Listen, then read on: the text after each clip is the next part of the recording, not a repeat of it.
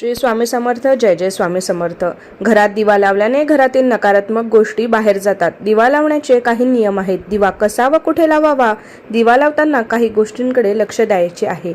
दिवा लावताना दिवा स्वच्छ घासून पुसून घ्यावा. दिवा तुटलेला असू नये, तेल गळणारा पण असू नये. कोणताही दिवा लावण्याच्या अगोदर तो चांगला स्वच्छ करून घ्यावा. काही घरामध्ये दिव्यावर तेलाचा थर आलेला असतो. असाच दिवा लावला जातो. अशा ठिकाणी भगवंत कधीच प्रसन्न होणार नाही, कारण ज्या ठिकाणी स्वच्छता त्या ठिकाणीच भगवंत वास करत असतो.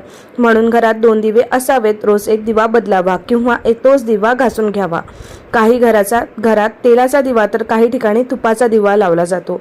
तेलाचा दिवा कष्ट, बाधा, संकटे दूर होण्यासाठी लावला जातो, तर तुपाचा दिवा धन, समृद्धी, शांती प्राप्तीसाठी लावला जातो. तसंच मनोकामना पूर्ण होण्यासाठी पण तुपाचा दिवा लावला जातो. ज्यांच्या घरी शुद्ध गाईचे तुपाचे दिवे असेल तर त्यांनी रोज तुपाचा दिवा लावावा. तुपाचा दिवा, तेलाचा दिवा असे